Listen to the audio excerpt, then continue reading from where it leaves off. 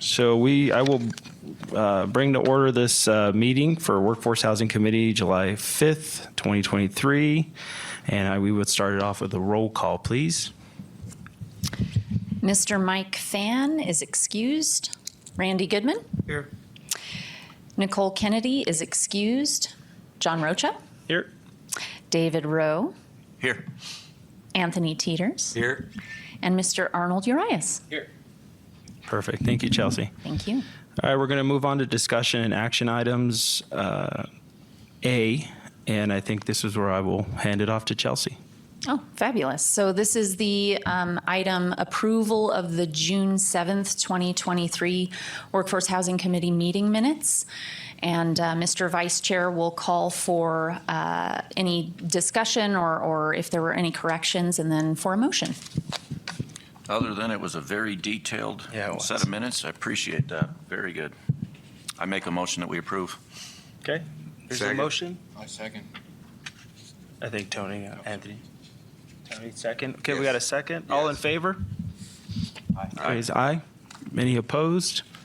Okay, motion passes. Minutes passed. Sorry, I was a little premature, Chelsea. I could have handled that one. No You could take a worries. beat. Okay, no worries at all. Appreciate it. So the next item, sir, is the presentation and discussion regarding workforce housing data. And Mr. Ryan Jones with Yavapai College is here. And I'll just prompt our IT folks to put his slideshow up on the monitors for us. And I'm going to hand it off to Mr. Jones. Thank you, Chelsea. Good morning, everybody. Can I put this here? Yeah, of Okay. course. You'll need to speak into it when you're presenting. That's fine. Is this being recorded? Yes, it is. All right, I gotta watch what I say. And it's live. Why are we Yeah, there's no 5-minute hold. You're right. Well, good morning, everybody. So I presented to a couple special meetings with the council about 6 months ago and presented more of a demographic and workforce update. It didn't have too much to do with housing, but Chelsea asked that I update some of the slides and present again to this group, so I'm happy to be here. I don't think I have any solutions for the issues at hand, but hopefully some of these numbers will give us a good jumping off point. And I don't think it tells a good cohesive story. It's kind of the presentation will jump around some different topics, but feel free to jump in with any questions or if you want any follow-up data. If I don't have it, I will provide it later. Just email me or I'll email you. So since I did present this before, I'm going to skip through some of the disclaimers and whatnot. But Prescott, as much as I can, I used it as the city of Prescott within the city bounds. But for some of the workforce data, I used zip codes, which covers a wider region of Prescott. So it would include like a larger population. Just so be aware that some of the numbers don't line up exactly. So where is Prescott at right now? We're about 48,000 people. Since 2010, we've seen 22% growth. It's about 4 percentage points above Arizona, which saw in the same period 18% growth. Our median age is creeping up and up and up. The last time I presented this, the most recent data had us at about 59, 58. And with the most recent census release, the Census ACS release, we're now at 60.5, which is above Sedona somehow, and just the highest in the county. We'll break down into some of these age groups into more detail later, but the under 18s, only 12% of the population. The working age groups, 18 to 64, less than 50% at 48%, and the over 65s at 40% of the population. So also looking at the percentage in the workforce, it's only 40% for the city of Prescott, quite a bit below other areas in the state and much below what it is in the U.S. Here's a quick comparison of the newest numbers looking at the growth between 2020 and 2022. These are census estimates, not census reported data. So, 4% growth in the last 2 years. It's very similar to a little bit less than Prescott Valley and Chino Valley on this side of the county. On the other side of the county, Cottonwood's growing, quite substantially. Clarkdale's not included, but it's also growing quite a bit. Camp Verde, the 2% growth seems a little bit suspect to me, but that was the number that was reported by the census. But I think the important thing to take in here is the population of people 18 to 64. It may not seem like a big difference, but 1% of the population, a difference of 1% is quite a substantial figure. So 48% here between 18 and 64. Prescott Valley is 52, Chino Valley 55, and Camp Verde does have, the youngest median age in the population, so 56%. So each percentage point there makes a very substantial difference. This was the same figure that was reported before, a few thousand houses that were added to Prescott. And here is, I think this is really telling. Again, every percentage point matters. 1990, 18% of the population was under 18. We went down to 16, 15, 12. So what does this mean? Relatively, since we've had growth in the population, the number of school-age children has been pretty flat. But you would expect, significant growth with the growth in the population. And seeing this is a little bit scary. It's a little bit concerning. We also saw households with at least one member, 60 years of age or older, grow from 54% to now nearly 70% of households have a member 60 or older. This is something I did for Sandy. We looked at Prescott Valley, and we looked at the households with a member of 65 and older. It grew from 31% to 47%. And if you look at the total count, that's a 93% growth. And Prescott Valley is building a ton of housing. And I think in that 10-year period, 4,200 houses were built, but the number of houses with someone aged 65 and older grew by 4,300. So basically all of the houses that were built and more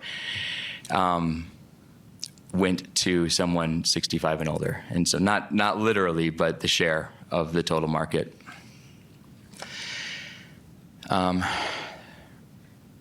Rentals are going down. Just a quick slide. So if we look at the labor force here in Prescott, we see, again, these are for the zip codes. So the population is covering a much wider area than just the city of Prescott. But we did see population, growing substantially, and we're estimating that population will grow at a significant amount. This is Lightcast. This is a program that we use for some of our demographic and industry estimates. I think their forecast over the next 5 years, which is 2.5% growth, is a little bit lower. The Arizona Commerce Authority Office of Economic Opportunity releases their estimates for Arizona cities and towns in late September of this year. So we'll see. They put a lot more attention into the specific dynamics and details within Arizona. So we'll see where they put Prescott with that release. If I'm invited back, I'm happy to share that. But yeah, we saw in the last 5 years about 9% growth. Jobs, interestingly, grew 13%, which far, far, far outpaced what the U.S. saw in that same period, which was about 3%. So 10.1 percentage points above what the U.S. saw in terms of job growth. So, we are bringing employment here.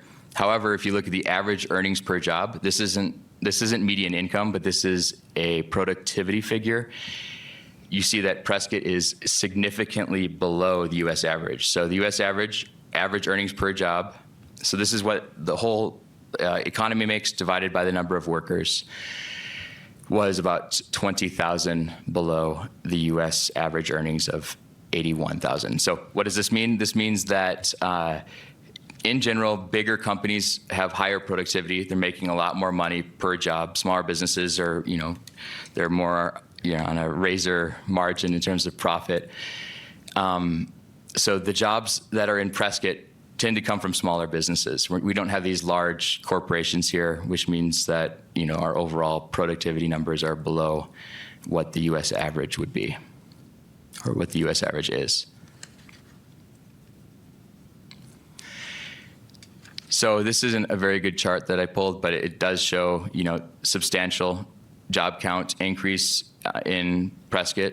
I would wait for the Arizona Commerce Authority figures for this, but we are, you know, estimating solid growth in job figures in the area.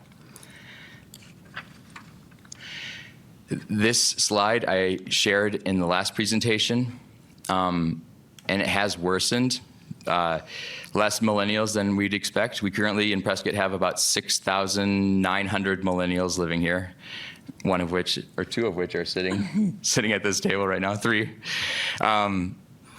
And the number has gone down, and the retiring soon has gone up. There has been an update for the on-the-map census data, so this tracks commuters. But we're seeing the same trends. So the most recent data, which was just released, I believe, back in November, is for 2020 data. So 2020 being a really weird year with COVID and labor, I wouldn't pay too much attention to this, but it does show what happened in prior years. So about twice as many people come into work into Prescott as leave Prescott to work in other places. And about 6,000 people live and work in Prescott. So this is also a new figure, but it says basically the same thing as we showed before. So this is for Prescott residents. 33.2% work in the Valley at least 3 days a week, or reported working in the Valley. So that's a huge figure. We're doing our own analysis, working with a company called Placer that tracks cell phone data for a percentage of cell phone users. And we're kind of in the middle of the analysis right now, but we should be able to get a more dialed in figure in terms of where workers are going for work, you know, within even the last month. So it'll be interesting to get that and share it when it comes available. Do you have a question? Yeah, I do, Ryan. If we look at the circled number 33.2, Right. am I not following that correctly? It looks like that correlates to Phoenix, Mesa, Chandler. So yes. So the way that we did this analysis, if I pick it by city specifically, Phoenix's share is maybe 5%, but the surrounding area of Phoenix captures a lot more, like the most, because there's so many workers that go to Scottsdale, that go to Chandler, Mesa, and the surrounding communities. So we picked the CBSA, which is basically just the county. So it would be Maricopa County for that destination. So yeah, when I said, I should have made it more clear, but when I said Phoenix, it does just mean the whole valley or the whole county, that MSA. Yeah. Jumping around here, we saw, I reported this last time, and Arizona, or Maricopa County rather, had average weekly wages. So this is not productivity, this is income, above, at 38% above Yavapai County. It's expanded. It's even grown more in Maricopa, so now they're 41% above weekly wages between Yavapai County and Maricopa County. So this isn't a Prescott figure, this is comparing the two counties. So it looks like a lot of the best jobs have, you know, gone to Maricopa County, and maybe here we're getting more retail or food service or tourism, which generally don't have the same high level of wages. Again, this is a repeat of what was presented last time. 60% here are employed by small business, 40% by big business. This is defined as, in the U.S., companies that employ more than 500 people. So I think the U.S. figure is kind of the inverse of this, that 60% work for big business and 40% work for small. But I should double check those numbers before if they're published. This covers a variety of topics. the one I want to focus on here is the cost of living.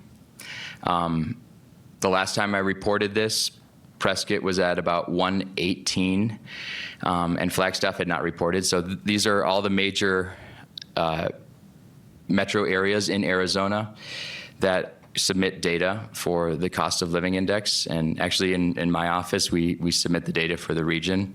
And so Prescott is the most expensive in terms of cost of living across all major communities in Arizona. So this excludes maybe neighborhoods in Scottsdale, but it is very significant. And so the main driver of that is housing. So if we look at the last 4 years of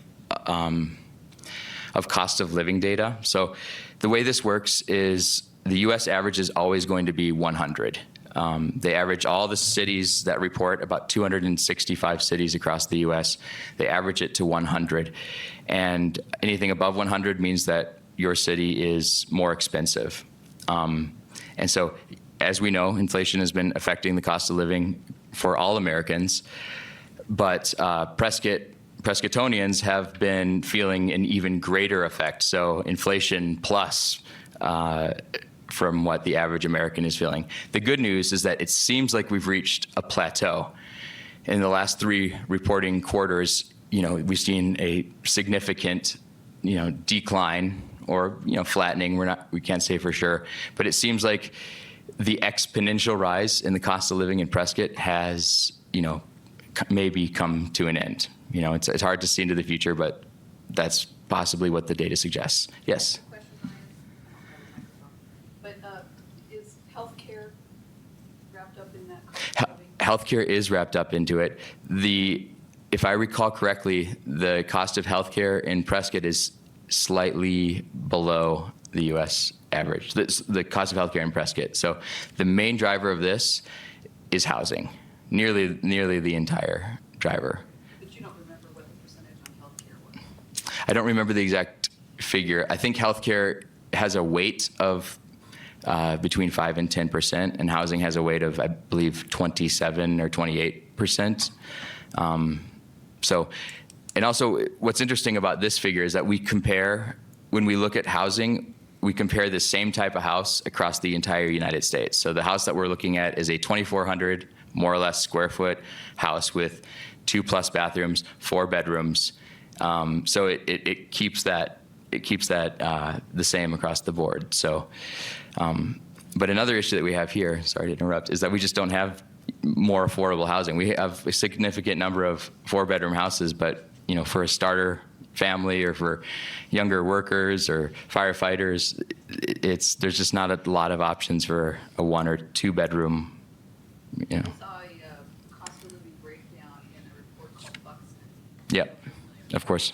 And part of the reason we weighed so heavily here was because we were so heavily retirement, and it was the medical cost that tipped us over because it was exponentially larger than, let's say, Flagstaff or some of the communities that weren't heavily retired. So that could be the way that this works, and I know a lot of detail because we do submit the numbers, is we have to call the doctor's office for a regular office visit. And so the cost, I think, varies between $150 and $250, depending on the physician's office. So we call about 10 or 15 physicians across Prescott and then submitting those numbers. In addition to that, there's optometrists fees, or optometrist office visits, dentists, and then obviously there's many other products and services that are included in the entire index. Of course. So this is looking at the labor force makeup in Prescott and how it compares to what we would expect compared to the U.S. average. So looking at this, it appears that we have nearly, 6,000 healthcare and social assistance jobs when we'd expect, if you look at the gray line, my laser doesn't work on the TV here. But that gray line would suggest that, if we were an average U.S. city, we'd have about 3,500 healthcare and social assistance jobs, which makes sense. We're an older community and we need a lot of jobs to take care of people with health concerns that come with older age. Retail trade, that makes sense. A lot of tourism. We're behind in terms of government manufacturing, less than what would be expected in the average U.S. town. Educational services, I think due to the fact that there's Embry-Riddle, Yavapai College, and Prescott College, there's a higher number of education jobs compared to the U.S. average.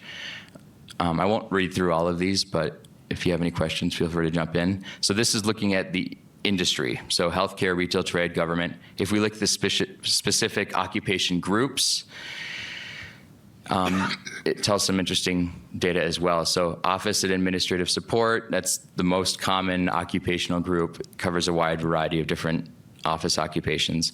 Healthcare practitioners and technical, we're in very short supply, but we do have, what looks at nearly twice as much as what the U.S. average would suggest. Other big variances are in transportation and material moving, and business and financial operations. So that's the references. But this presentation kind of jumps all over. We covered a variety of different topics, but I will say that Prescott's a unique place. We're surrounded by national forest and protected land, so there's limited opportunity for housing growth. But in Prescott Valley, another slide that I put together for Sandy using Yavapai County data, there's, if we're looking at housing, I think we should expand our horizons just beyond Prescott and Prescott Valley. Within the current town limits, is maybe 50% developed in terms of what it could be. And that's not even counting, it's probably 5% if you look at the land beyond the actual town boundaries. So again, no solutions for housing here, but hopefully some of this was interesting to some of you. But I will close here. Any questions? Yes. Are we able to get a copy of your slide? Yes. So Amber, if you could send the most current copy, I would appreciate it. Any questions? Tony, Dave? No, I think I'm good for now. Brian, I got a couple questions. Sure, Jonathan. Would you mind going back to, it'd just be easier to go through it once you have the slide up. Talking about the 18 to 24-year-old ranges, 65 plus. Yeah, Sure. Somewhere around there. And then there was also, let's see. Yeah, okay. Is there any, can you quantify any kind of trend about what those ages have looked like, say, in the last, I know we saw a slide for the less than 18-year-old population. Yeah. Is there any trends that you can show specifically for 18 to 24, say, or sorry, not 18 to 24, I think it was 18 to 65. Yep. The workforce, right, essentially. What is it, or can you even speak to that, what those trends have looked like for Prescott specifically, say the last 10 years? For Prescott specifically, we've seen a marked decline. I don't have the numbers in front of me, but of, say, that workforce housing age, or sorry, that workforce age, yeah. Age are essentially going down. Okay. Right. How drastic do you think? I mean, I would say it's probably somewhat in line with the since it is that age group having kids, it would be somewhat in line with, what we see here. So it's currently at 40%. I would imagine it, if in 1990, just to guess, it would probably be, 60% or something like that. Okay. And so without having the numbers in front of me, I can't speak to it directly, but very, very significant decline. And so again, 1% doesn't seem like a lot, but when it comes to this, 1% is a huge number. Generally I look at, fractions of a percent. Yeah. And I guess my point is that I'm making sense of, you take that declining number and then you take your cost of living going up higher. You mentioned the biggest chunk of cost of living here, or the biggest problem, is the housing element. Yes. So would you say that in your economical assessment that essentially it's because, well, if I back up a little bit more too, you had that inflow outflow chart, right, which looks like inflow is coming into Prescott 16,000 strong or something like that. Mm-hmm. And that's, if I understand correctly, that's folks that live somewhere else that come and work. Prescott. Yes. Right? So when you couple the inflow and the outflow and the cost of living the biggest portion being housing, and the decline in this, you would think, right? And I'm asking your opinion on it. You would think it's because of folks not being able to live here. Now there's a overburden of them commuting here. If that's really the only option. Right. So can you speak to that a little bit about what your opinion, professional opinion, is on what's the reason for that decline, essentially? Well, I mean, it makes complete sense to me that, you know, the people moving in here generally have a lot of money, and they're coming in after working many years and have a lot in savings or equity for a house. I got rid of some of the slides that show the migration from which areas, but, you know, we all know that a lot of people come from California where houses are a lot more expensive. So, you know, this is a desirable place. So it's hard to say what the solution is, but yeah, but it's clear that people are having to come in here to serve the retirees, and it's nearly impossible for younger people. It's very difficult for younger people to afford a house here, especially on one income. Yeah. Luckily, you know, it's not like Vail, where we don't have any communities immediately surrounding the city. We do have, you know, Prescott Valley, but Prescott Valley's housing is quite expensive as well, and they're also a magnet for retirees. Overall, I think, you know, there will be a correction. Housing across the U.S. has been in a bit of a bubble, and this is just my prediction. You know, I've been wrong before, but you would think that there would be some sort of correction in terms of housing. So yes, the biggest driver of that high cost of living figure for Prescott is due to housing. And if that comes down, then we should be in line with, you know, maybe slightly more than the U.S., but definitely not 118, which is 100, and, you know, with 18% above Anywhereville, USA. Yeah.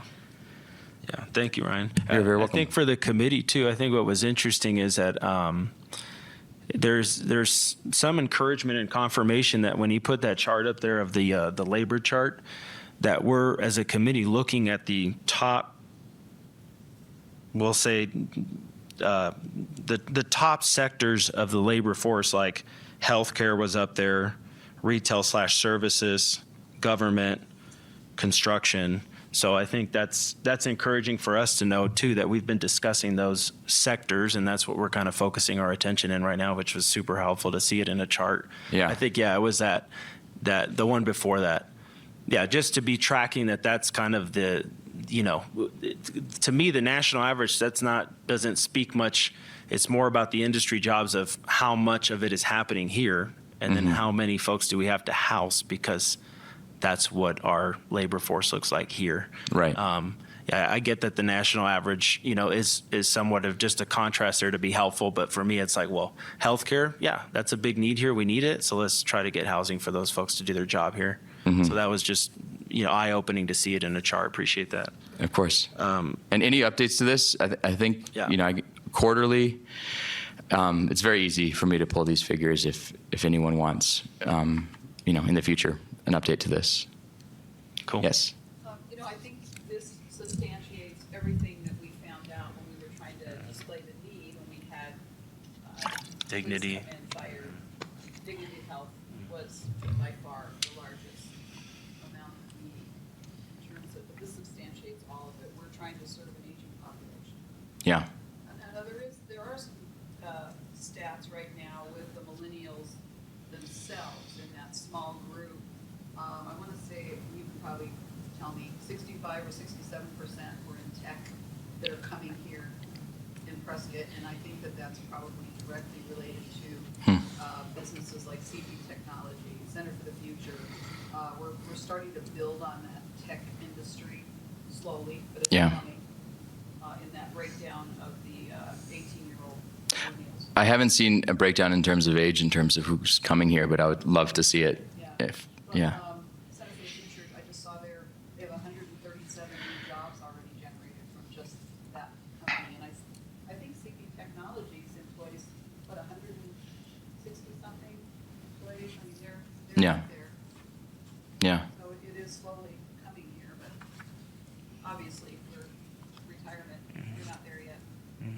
But we are very fortunate to have areas around us where housing development can happen, you know?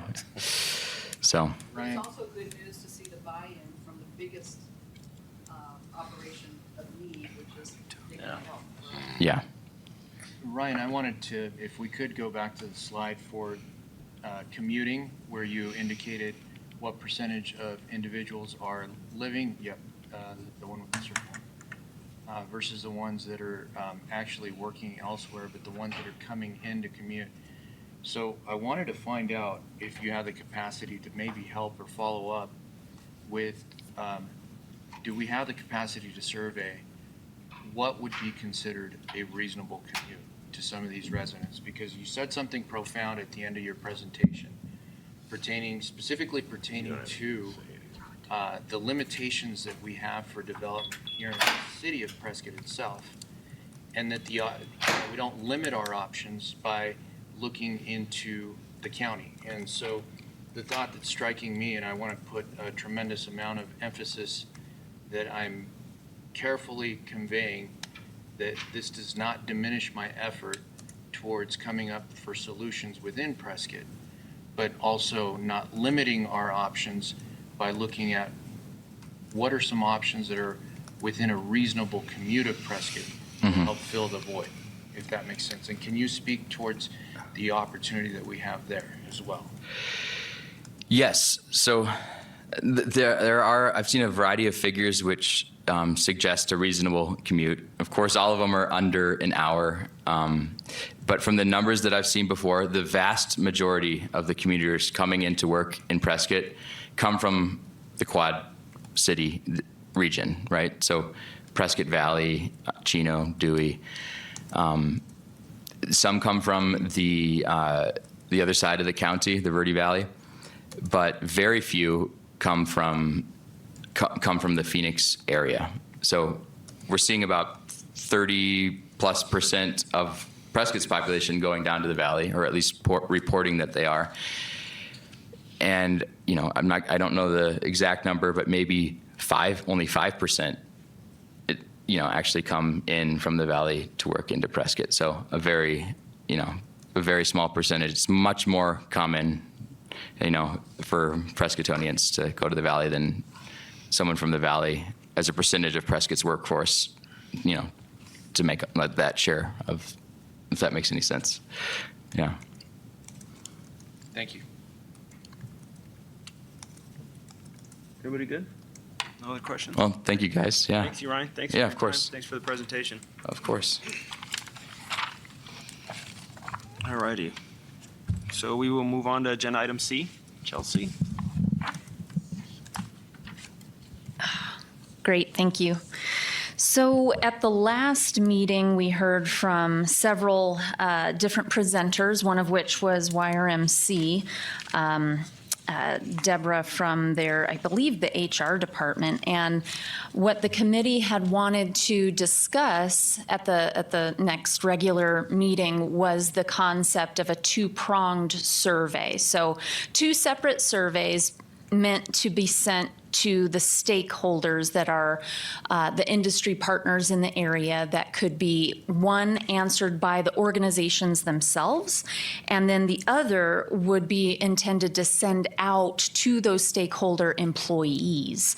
So staff wanted to get a little bit more information from you as to particulars that you want answered in each of those surveys. And some of the points that we discussed previously were for stakeholder employees. Do you own or rent your home? Would you like to own a home? Numbers of bedrooms that you would need, and then a timeline as to how long you would need this housing. It's specifically any kind of temporary housing, but I think we could have 2 separate questions that kind of capture both. And then for stakeholders, getting to know their organization as far as what demand they think they need, and then kind of rental units versus ownership units for their employees from the organization's perspective. And I think we asked at the last presentation, and Deborah did a good job of answering each of those questions, but if they have any kind of employee assistance as far as housing is concerned. So wanted to get a little bit more information. I don't anticipate we'll come up with a survey at this meeting, but what we'll do is, as you all think about it and we discuss it more, just throw more ideas for questions and what kind of data specifically you're looking for, and then staff will compile it and send it out via email for your input, and hopefully we'll have a final draft of the survey at the next meeting for us to go ahead and send out. But that's the intent of this agenda item. So I kind of open it up to you, Mr. Vice Chair, if you want to lead the discussion. Yeah, absolutely. Thanks, Chelsea.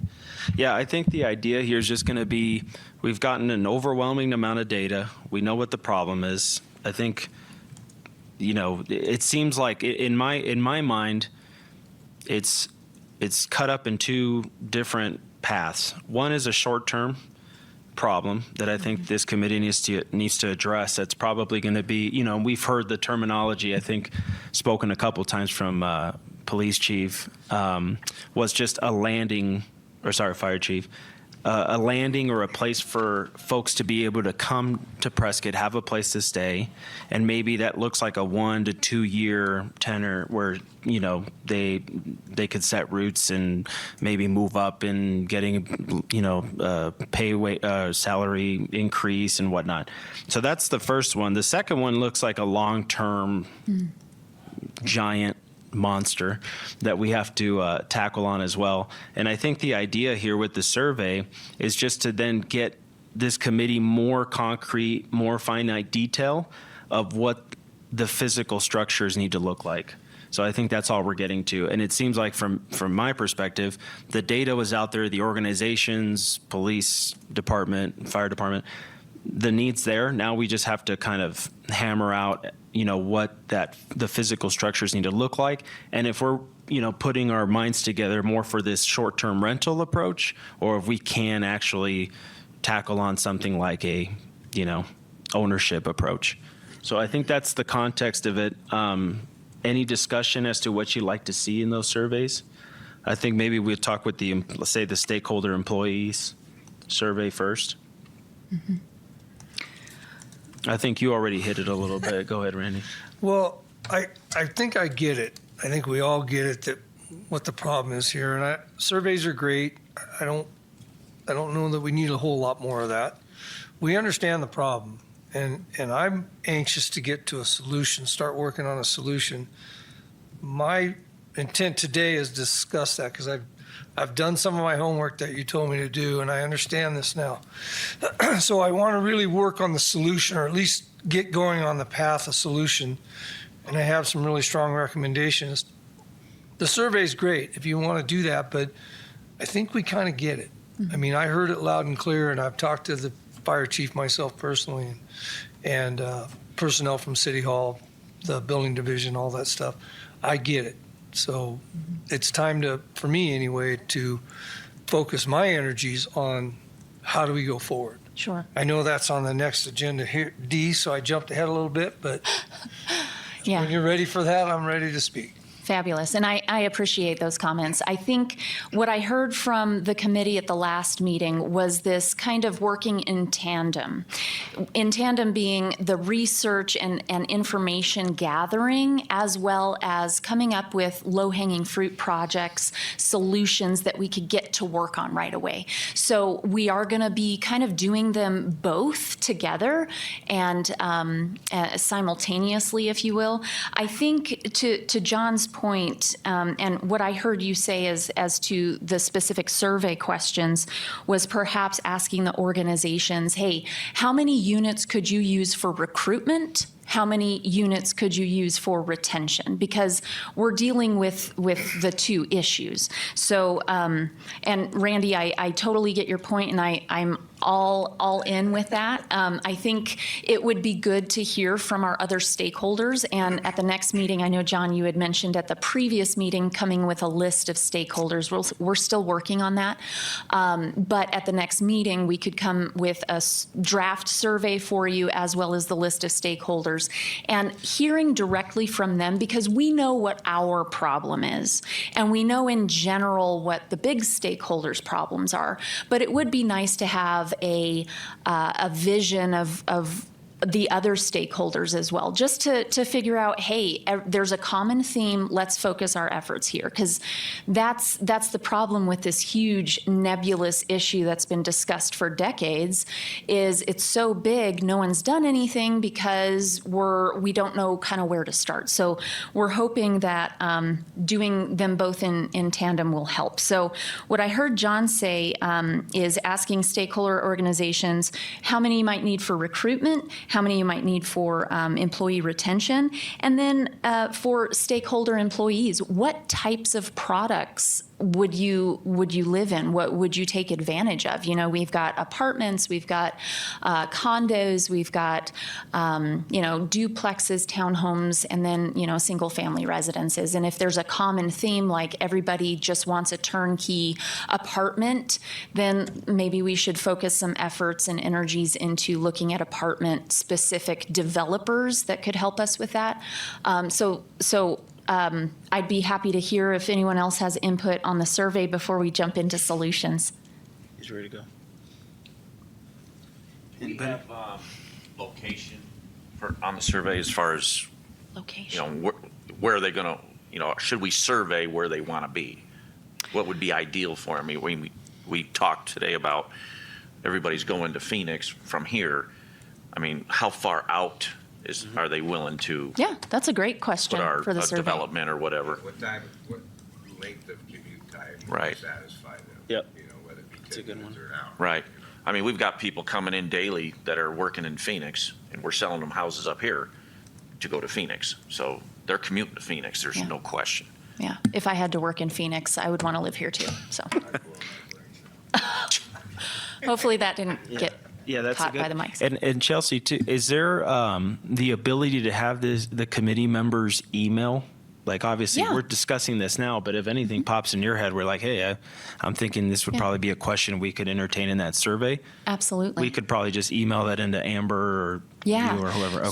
So I'm taking notes right now on the discussion, and what we can do is Amber and I can get together, put our thoughts Sure. initially down, and then email those out, and then hopefully get your feedback in time for the next agenda, and we'll Sure. put it together.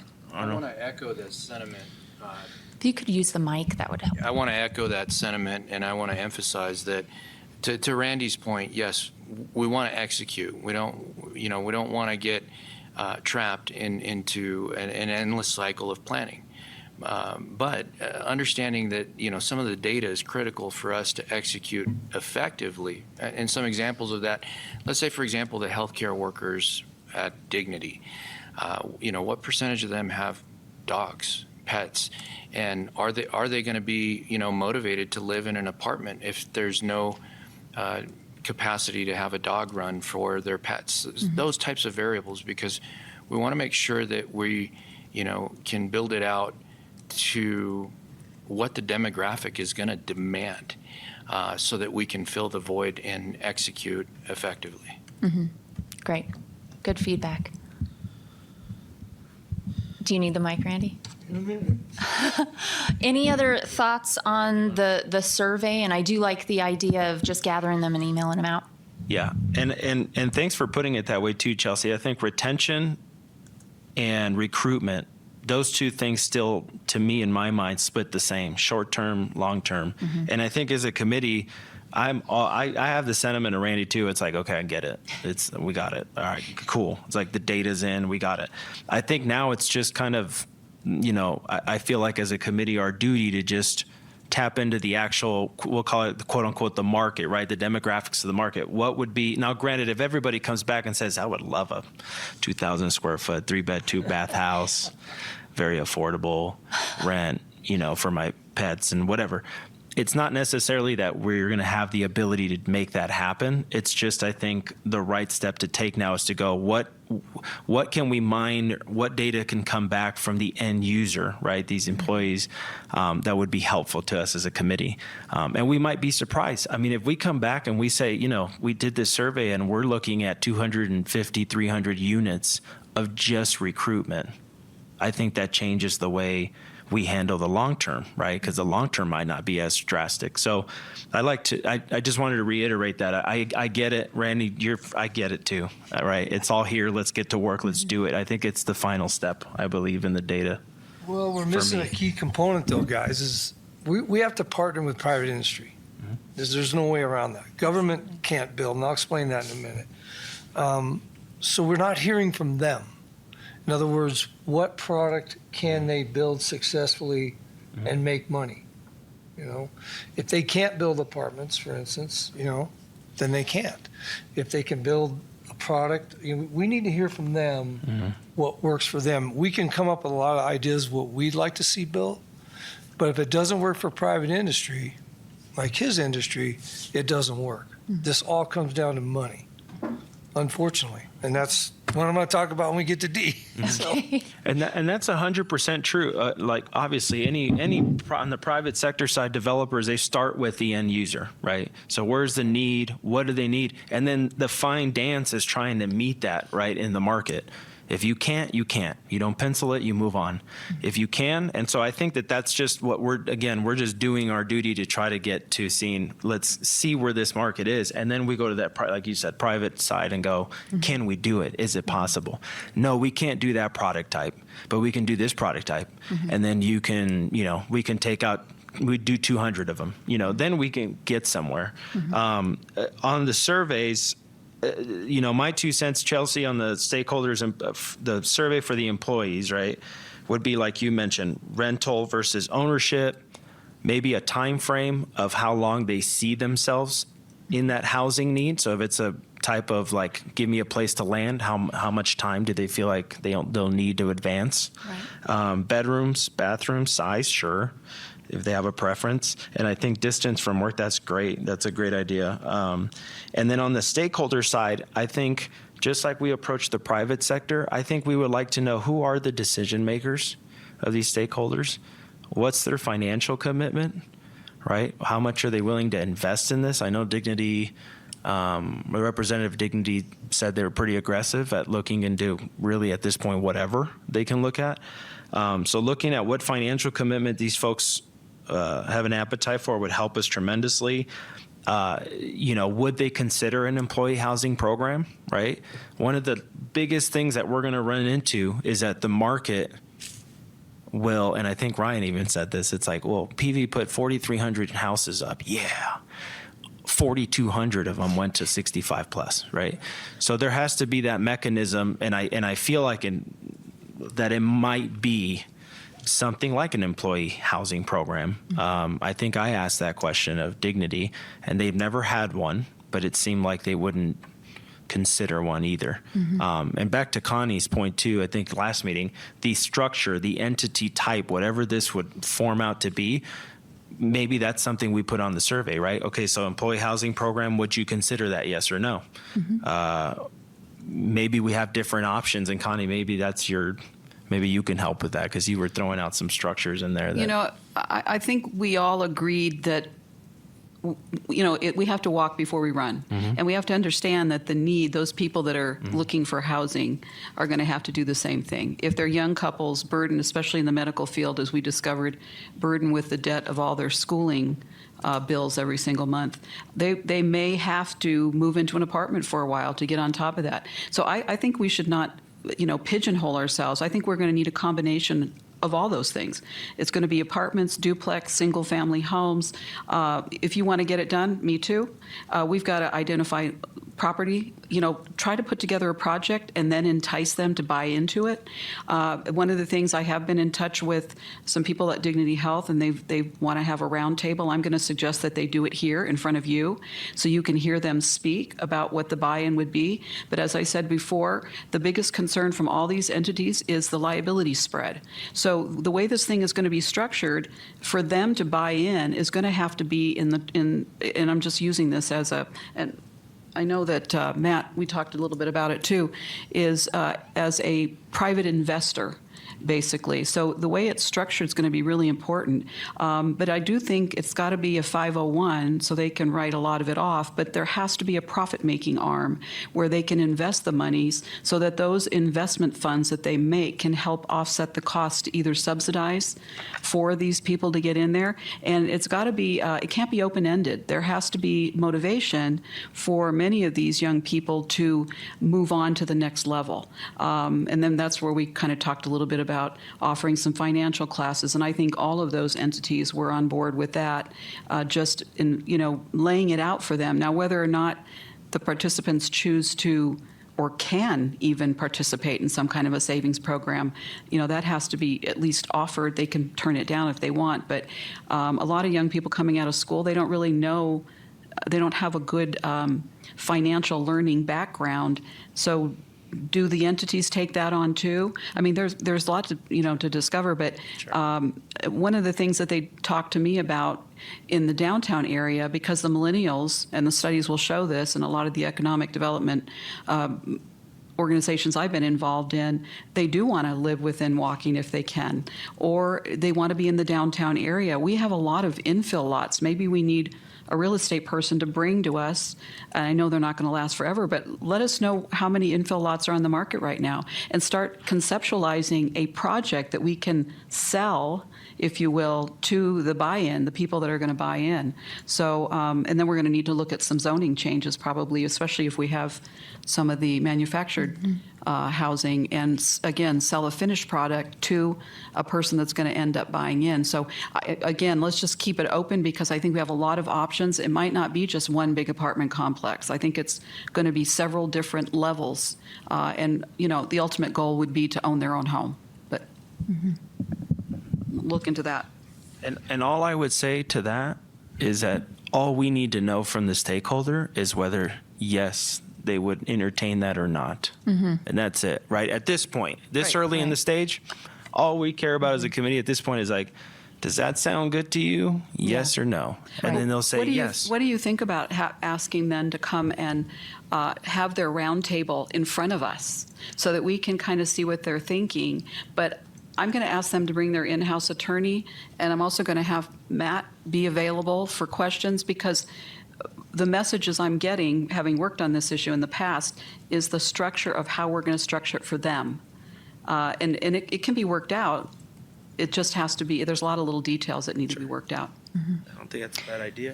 Well, and Connie, back to your point there a minute ago about infill projects, that's what we need to look at. We've got a product now that's coming out that we've actually got the appraisers now to comp and appraise HUD homes to stick built. Yeah. So the products are advancing. We just got to get the education out there. We got to start looking at infill projects. I mean, we've got ways to do this. We just got to get the zoning figured out and all of that. I'll be honest with you, I've been operating out of Chino Valley for close to 15 years, and Prescott was always difficult to try to get permitting and housing going just because of the stigma. Let's have George talk to that. George, can you speak to everybody about the status of where we are today on zoning as it is affects the manufactured housing? In particular in the infill lots. Well, that was a mistake asking me to talk. Sorry. We do have limited areas of Prescott that are designated to allow manufactured housing. That limitation is a zoning limitation, but it's also something that can be affected. It can be changed by the city council relatively easily from my side. From the political side, it's a different story. It means rezoning properties that are traditionally, historically, single-family neighborhoods only, no manufacturers, to allow the manufacturers to infill in between them. And in some parts of town, that's going to be very, very controversial. Someone's going to have to take the lead and hope for eventually a statue of themselves on a horse somewhere holding a sword, because that's what's going to happen. You're not going to just be able to have city staff say, well, we want to rezone, and then send notices out to that neighborhood. It's going to take someone to lead a charge to convince those folks in the area that doing this is necessary and that it doesn't hurt them. And the doesn't hurt them part's the hardest part of the argument. Go get them, Connie. I agree with you, George. But again, getting back to the shovel-ready project, it's all in the rhetoric of how you sell it to the community. If you're going to come with a double-wide trailer sitting on a grass lot or dirt lot, that's never going to sell. But you're right. The products today, if we educate and show them a concept drawing completed with hardscaping and everything, I think it would be a little easier. And then again, we're going to have to identify the areas that would be more open and more appropriate for those. And Connie, I mean, please forgive me. I mean, this isn't self-serving here. It's just, we're trying to get out here with the I association, agree. John knows, and trying to get more of an education out there to the public that how things have come along here. And I think for this committee, we just need all options. We need to be able to have an open mind to every option, everything. We did, I don't know, it was probably 10 years ago, we did an infill project and put a manufactured home down at the state capitol. And we had all the senators and everything tour it. It works. That's what we got to do here. And to your point, we've just got to educate and make sure people understand we're not going to hurt their property values. We're going to improve them. We're going to increase them. We affix these homes to the property. They go up and down in value just like the site bill. Right. But people think trailer, and it came in on wheels, and it's like a car. And that is where we got to, as the committee, that's just an option. And have an open mind to it and make sure that everybody understands what we're trying to do here today. How about bringing some of those products in for the committee and whoever's in the audience? And I'll maybe- invite anybody up to Field trip. Yeah. That'd be great. I've think got that'd 2 be cross fun. mods sitting up I on love my field lot in trips. Chino right now. Yeah. And when they open the door, the first thing out of their mouth is, wow. Let's do a field trip, Chelsea. We'll try to coordinate that. So getting back to the survey. Yeah, for sure. There was a lot of really good input, and I feel like we can come up with some good information to put out to the stakeholders, have them put out to their employees. But one of the ones that I mentioned, that I wrote down that I didn't hear, is housing versus financial assistance, because it's not, what we're looking at is not just building units.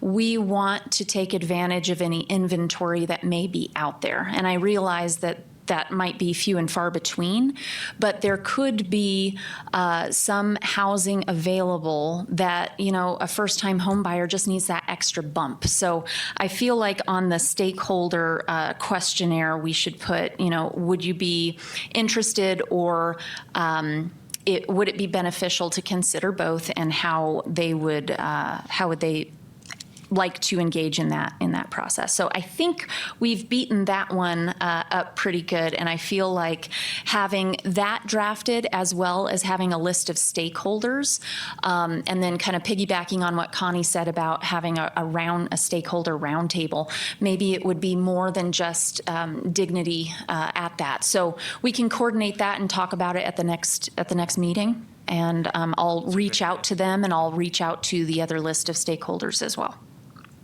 Got it. Thank you. Yes, we can, right, Chelsea? Yeah. Right. Sorry, at the I'm not conclusion. accustomed to this. Oh, sorry. Can we get you a microphone? Yeah, let's come and up here, then, Howard. And we state just- your name, last name, please. Howard Mechanic. I just wanted to suggest for this survey, we may consider the income of the person who's responding for their family income, not just their own income. As you know, that's going to be a major difference. So if we have a firefighter, we're doing a survey and asking them, well, you saying you want a big house. Well, it would be a major consideration what the family income is, not what the firefighter's income is. Thank you. Perfect. Thank you. All right. Moving on to item D. All right, thank Go ahead, you, Chelsea. Mr. Vice Chair. I've got, so this is kind of piggybacking on the last meeting, we had looked at and had some discussion over a small parcel next to the Boys and Girls Club that the city currently owns. And the intent behind it is just looking at these kind of more what could be shovel ready, something that the city owns, something that has utilities nearby, and is land that could be considered for a project fairly quickly. So in addition to that property, and per Nicole Kennedy at the last meeting, I will be reaching out to the Boys and Girls Club about that, just to make sure that they didn't have any thoughts on it. But there is another parcel, and let me advance the slide here. This is going to be super tiny. It is, and the same map that everybody has in their binders that folds out. Yeah, so everybody probably knows where the Adult Center of Prescott is, off of Rosser and South Blooming Hills. So this is the large vacant field to the east and slight north of where the current adult center is. It's, if you're looking at the map, it's yellow, and it's basically in the center area there off of Highway 89. Anyhow, that parcel too is owned by the city of Prescott. So to Connie's earlier point, looking at different products that could be championed, because this particular parcel, and in fact nearby parcels, have been met with not extreme, but consternation from the neighbors in that area. So this would probably not be the place to put an apartment product. However, nice patio homes or little cottages or something similar. This would be another kind of low-hanging fruit product or land consideration that the committee could consider. So really, with all of these land pieces that I'm bringing forward, I'm just looking for some input and guidance as to how you want us to look at it. And I know that Connie had brought up a lot of information and concerns, and just wanting to make sure that, you know, contracts are correct, and that we're really considering the long-term effects and how the stakeholders would consider these things and participate in them. And I feel that's really imperative. But if I've learned anything from the PUSD pilot project, is that sometimes you need to just start moving on it. And I feel like we have a really good basis for what a contract needs to look like, and it's going to take knowing who the stakeholders are. And this is all information that we're going to be gathering over time. But picking some land and deciding, hey, I really feel, or the committee feels that this product would be appropriate. Let's have a site plan drafted out and just see how many units would it take. And knowing what we know about the area, would the neighbors have great concern over this layout? I think if we look at the land that we have available, that these couple of small properties could be something we act on and actually see shovels in the ground sooner than later. Can I just make one mention? On that piece of property right there, given what is surrounding it, if I were looking for a workforce housing parcel, I probably wouldn't choose that because of the formula it takes in order to make these affordable. That is right in the middle of a beautiful development on all sides. I'm not sure, I mean, it's definitely probably site-built, isn't it? Zoned for site-built only. It'd be tough to get a real affordable project passed in that area, just my thought process. What do you guys think? Just a couple of questions on size. So what's the area that we're talking about here? It's a couple acres. I didn't bring that with me. I know it could probably accommodate several units on it. So that the area that we would be looking at developing would be 2 acres or so? I feel like it's over 2. Oh, okay. Yeah, it's almost 3. Yeah, 14 units an acre. So this is zoned neighborhood-oriented business, but it Now, could. is that only single family when you say neighborhood oriented? No, it can accommodate multifamily. Both. Because I think the selling point to the neighbors is, I don't know about you guys, but I wouldn't mind having a nurse, a doctor, a policeman or a fireman living down the road from me. And if it's sold right, these are educated people, and I don't want to, I'm a dumb kid, but it's not anybody that's going to embarrass the neighborhood. So that our only concern is, number one, coming up with a project, because you're not going to know if you can do anything unless you come up with something and present it to somebody. Right. If you're going to ask private corporations to help us, having worked in banking for several lifetimes, they're doing their budgets for next year now, and that's all their money for community reinvestment. So if you presented it to them right now, you probably wouldn't get on until 2025 for their helping us, or because all, like, banks had a community reinvestment leg, and they had a committee, and we met every year, and for the next year, here's what we want to help with. And the requests had to be in by June or July, a year and a half before they would go into effect. So whatever we do, we need to come up with something to start this thing. Yeah. Because, and the other thing, I made some calls to some friends of mine that in both industry and private individuals, and the overwhelming comment to me was, it's another committee that's going to talk their heads off for 2 or 3 years and nothing's going to get done. That is the worst image that we could project to this community. We need to start something. I don't care if it's a duplex somewhere where we can go and say, here's what we've done, and we're going forward with more. Because you're going to turn, it's going to drift away, and eventually nothing's going to happen if you just keep talking about it. Right. Is that right? If I don't start talking pretty soon, I'm gonna pee my pants. Oh, I got so much to say. well, let me move then before. Go ahead, Randy.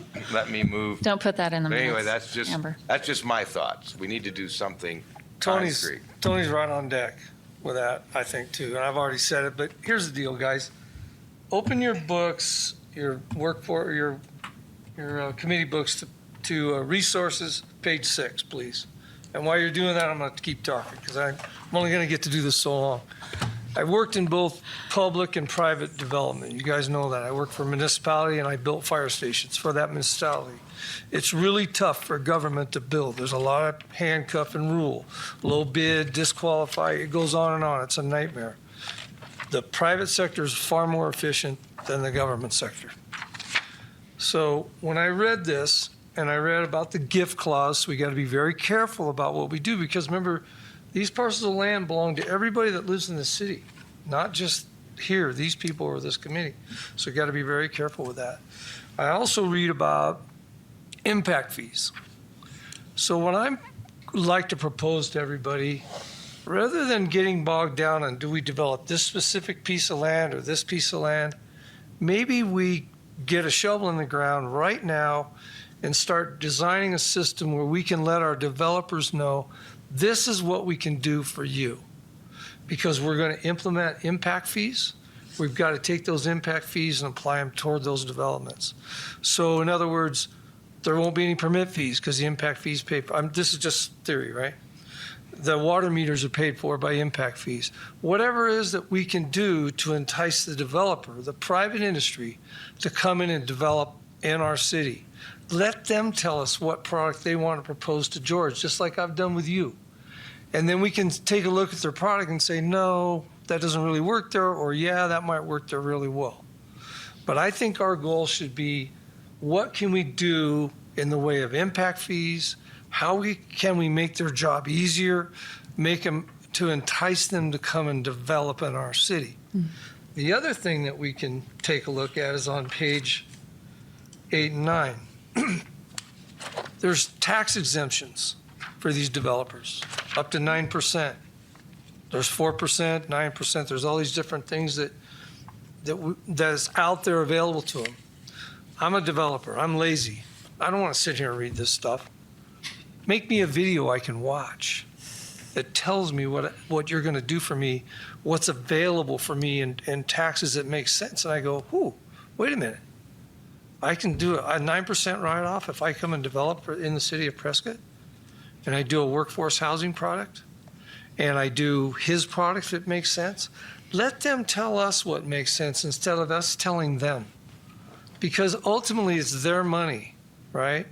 It'll be our money if we use impact fees to help subsidize their build, but ultimately it's their product. And it's their product to design, develop, and build that people can hopefully buy. I hear a lot about rental. I own rental property. I love it. But really, I would like to see pride of ownership. If we have pride of ownership in our workforce housing, they will take care of those neighborhoods. And in 20 or 30 years, those neighborhoods will still look nice. And by the way, the goal of this is 30 years. Create a workforce environment that's affordable for 30 years. That's the projection. We have never talked about that. How long is this going to last? We talked a little bit about the first-time buyer versus the fifth buyer. You know, what does the inflationary curve look like for that fifth-time buyer? But we've never talked about how long is this going to live? You know, it can't live forever, right? But I think it's important that we can get busy right now developing things that we can do for private industry developers to entice them to come do this, rather than saying, well, let's go see if we can develop this piece of property. That's not what government does. That's what private industry does. We should, if we take that particular piece of property and say, this is what we can do for you if you want to develop it, and we're not in conflict with the gift clause because we don't want to get in trouble, then a developer is going to go, you know what, that kind of makes sense to me. I can do that product there, or I can do a product. Here's what I propose. And then we can take a look at it and say yay or nay. That's what government does. And Great. we're also not limited to sending that to one person. We No. send it to many people, and then we get to choose which ones fit our needs and the costs. Yeah, absolutely. Because there's big developers down in Phoenix that might want to take a look at this, right? That are willing to come up here and do this. But there's the little guys here too, the little contractor guys that go, you know what, I've got a lot. I could squeeze a duplex on it, maybe a triplex, whatever. I should look into this because there's tax credits available to me, and the city's going to do what? They're going to put in my water mains? Because like me, I put in all the water system in my development. Guess what I do with it? I turn it over to the city, but I paid for it, right? I spent a lot of money putting that system in, and now I turn it over to the city. I donate it to the city. Well, that'd be nice if the city would have put it in themselves, if they paid for it. And let me speak to that for a second. I'm a developer. I don't like impact fees, right? I shouldn't. But think about the trail of impact fees. It starts with me, the developer. I have to pay more. So do I pass that on to my consumer? Absolutely. I don't need it. And who's the consumer? The consumer, and I've said this in here before, is the person that goes to motor vehicles and doesn't want to wait 2 hours in line. They want people there working. They go to the grocery store and they want the deli to be open and not closed at 4:30 in the afternoon because they don't have any staff. Those are the people that are the end consumer, and those are the people that ultimately are going to absorb those impact fees. And that's only fair, because they're the ones that benefit from the workforce being here. I think about Mike Phan's business, right? It's a big company. It's been here forever. He's going to have retirement. He's going to have turnover. Where is new people going to come from to support that company? They got to live here somewhere, right? Same thing with me. I got to hire people. Where are they going to live? So it affects private industry too. So they got skin in this game. We just got to tell them and convince them they do. Yeah, and thanks for bringing that up, Randy. The intent of bringing land up to the committee was not that we're home builders or developers ourselves. It's simply kind of based on what you were saying, coming up with an incentive package for developers saying, hey, guys, the city has this piece of property. We figured out what the zoning could accommodate. We figured out the product roughly that it could accommodate. You guys tell us what you can do. So I think we're kind of tracking on that front. But also wanted to touch on the impact fees. So the impact fees are regulated by state statute. We can't waive them. They have to be paid. And those are the impact fees that are assessed for streets, for fire, for utilities, et cetera. I know the book talks about other impact fees, but the impact fees, I just wanted to clarify that most building permits pay into are for the maintenance and the services that are already in existence. So if we're saying creating new impact fees for affordable housing, that is something that we could definitely look at. We could invite some of our finance folks maybe to an upcoming meeting to talk about that, what that might look like. Yeah, in the book you're pointed to, I know. Page 6, right there. Right. So adding impact fees, but that would take a while as a change to structure for the budget. So we can definitely look at that and do some more research as to what that would take for us to implement.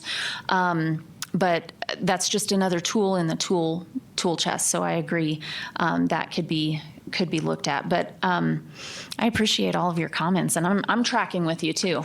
The incentive package kind of goes back to what Connie had brought up a while ago, and I think it was on our workshop slides, coming up with a package of information basically for developers that could be sent out saying, hey, everybody, this is what the city of Prescott will do and partner with you to bring that workforce housing into our community. And that would include any financial incentives. That would include any parcels that the city owns. And that would include any kind of partnership. It's going to be very site specific. Like we're going to be talking about the PUSD intergovernmental agreement a little bit later. But we did just that. We, the city of Prescott, installed and agreed to provide the main infrastructure that would service the units. That was our part and participation in getting the project online. So it really all depends on who is the partner and stakeholder and what the needs of the particular land is that's selected for that. But yeah, an incentive package. I think it's a good idea. I agree. I mean, and this is money, guys. That's what this comes down to. So these impact fees are something we could start working on right now if we're interested. I'm speaking for myself here. I don't know what everybody else is thinking, but cities don't make money. You don't manufacture anything. So we have to figure out a way to generate revenue to help our builders build this product, right? And the only way a municipality can generate money is the sale of land or impact fees. Mm-hmm. There's no other way. Yeah. Development Randy? pays for development, as they say. Yeah. Go ahead, Connie. Randy, I just wanted to kind of piggyback on what Chelsea said. I think the intention was just to identify, let's say you talked about maybe enticing builders from the valley, let's just say, I'm using this hypothetically, that do this product. They've already got a formula they know. And in the formula, a big part of keeping it affordable is the cost of the raw land, right? I think the city's part was only offering, because think about it, if you're coming up out of the valley and you don't know anything about Prescott, if you say to them, look, show me your product. Oh, by the way, we have 4 pieces, and this is again, hypothetical, 4 pieces of property that product would fit on. You just saved them 5 to 6 months of doing their due diligence of trying to locate that. So I think all we were trying to do was say, the city has these properties and this type of a product would fit on that property. I mean, if you just take that property right there, I'm very familiar with that property, that would be perfect for single-level townhomes. Shared wall, because it's on a busy street. That's the demerit. The area is surrounded by beautiful homes, but the demerit is it's a busy street. So that would have to be carefully re-engineered to basically, I think, put the backyards facing the busy street, have another entrance coming in where the facade or the elevation of the house is facing the other way. But think about how much time you would save that builder if you said, look, I've got 3 properties right here that'll fit that product. You've just saved them months and months.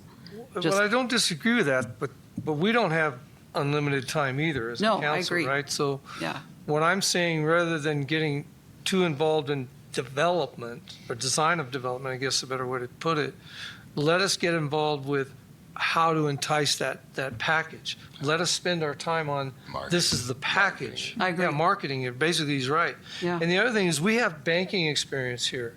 This tax credit thing. Yeah. Here's your guy right here. Yeah, that's Let part him- of the package. I Yeah, agree. let him put it together Yeah. if he's willing to help our builders understand the tax credit that they can get into, and let them tell us what kind of product they want to put on that site. because it's got to make sense to them. I agree. Townhomes may make sense to us with common wall, maybe what we want, but it may not make sense financially. And I don't know if we have the expertise here to make that determination. Well, I don't think we should be making that. I think No? what we're going to be doing, as I said, just basically identifying a piece of property for whatever product they have. You know, if it is a single-level townhome and they've got a great product, they've had, you know, a lot of experience building affordably, then, you know, a big part of the formula, in fact, it's the first thing, is what the raw land cost is.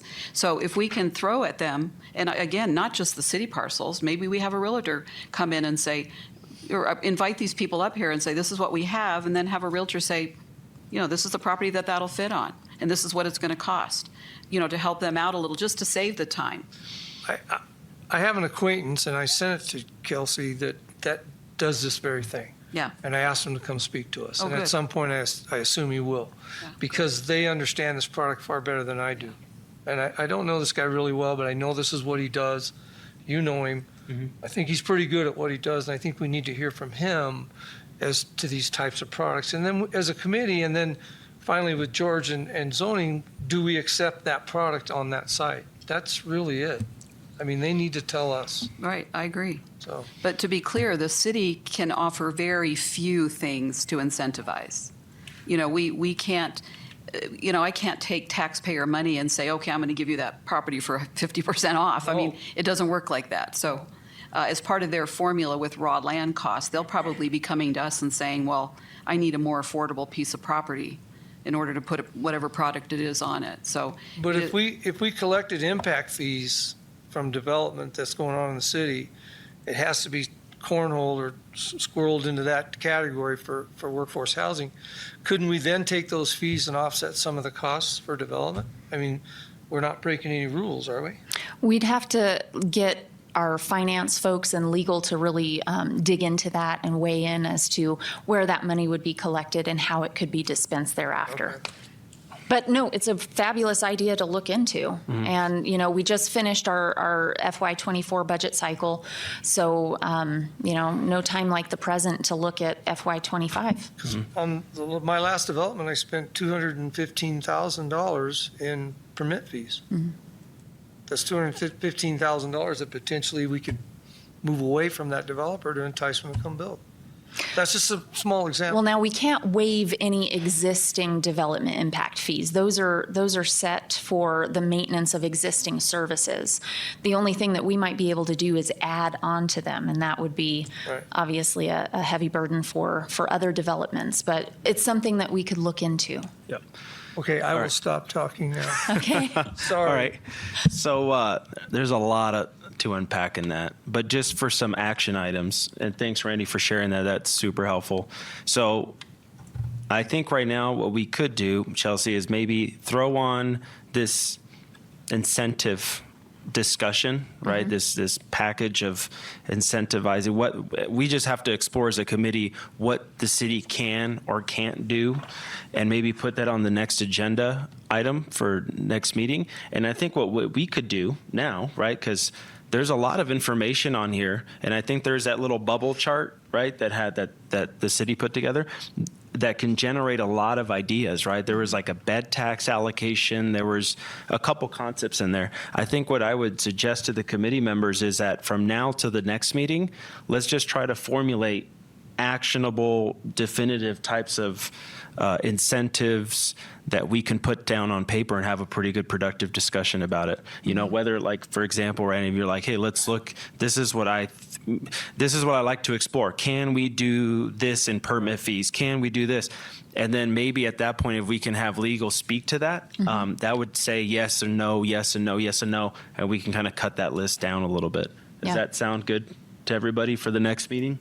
Arnold, just to have it on as a discussion item? When you spoke Yeah, about- along those lines, in terms of what we can and can't do, one of the things that I would be very curious on is what we can do from a code enforcement standpoint. What I mean by that, I've said before, there are those that are contributing to the community, which we're trying to attract here, and those that are taxing the community. So if we have hoarders and if we have things that are creating fire safety issues in our neighborhoods, I would be very curious to what percentage of that population that we're trying to attract they may want to buy a home that they have the capacity to renovate or remodel.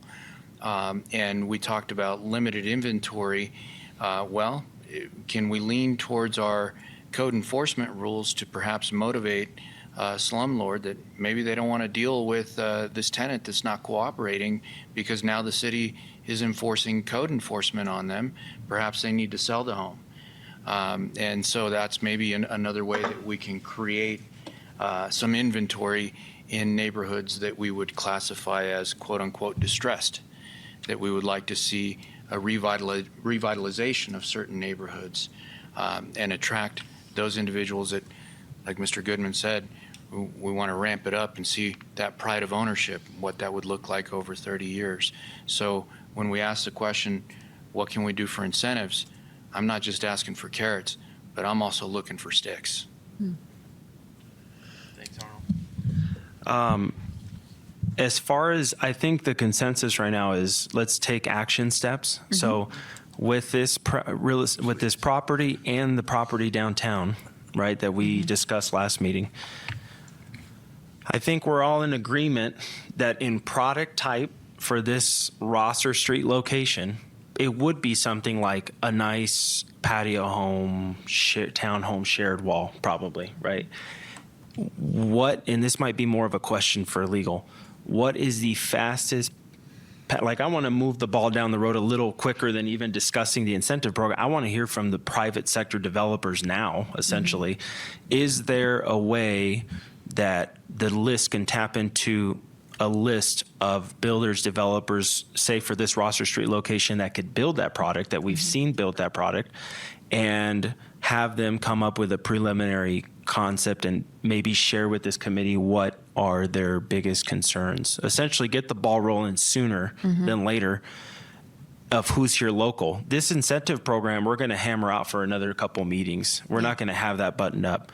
But I do think that this is the lowest hanging fruit. I mean, we've discussed taking the low hanging fruit for the most immediate need, which is we need physical structures now, like yesterday. And so can we, is that like a request for proposals? I mean, how quick can we move on this from the city's perspective to make this available behind, not behind closed doors, but essentially just tap these folks or builders and developers and say, here's a piece. This committee is discussing offering this up for development. What do you think?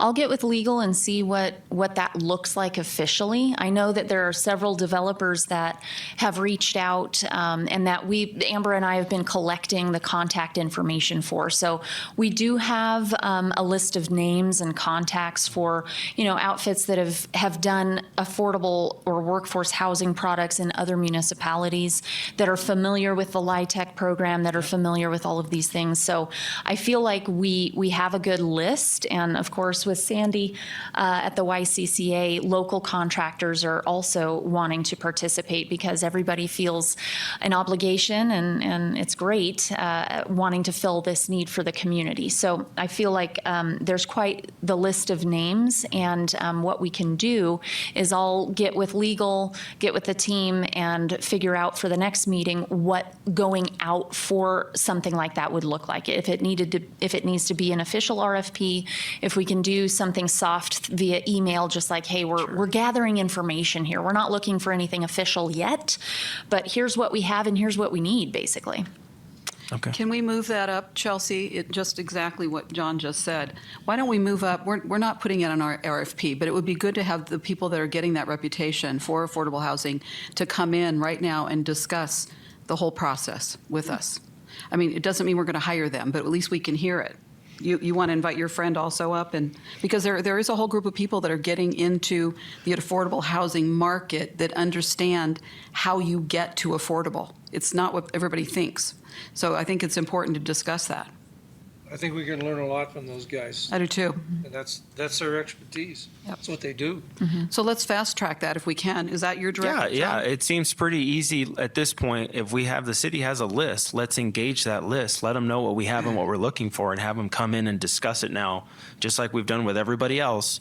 private sector developers can come in and say, look, they now, of course, they might have ideas that are just not doable from a legal standpoint, but I'd say let's get that going now, right? In the spirit of, get the conversation going. And I agree wholeheartedly with Connie and Randy that we can learn a lot from those folks coming in here, Yeah. especially if that's what they're focusing their attention on. And I'd say for both parcels, right? This is, to me, what strikes me in the, is it Quartet? No. What's the street for Aubrey? that?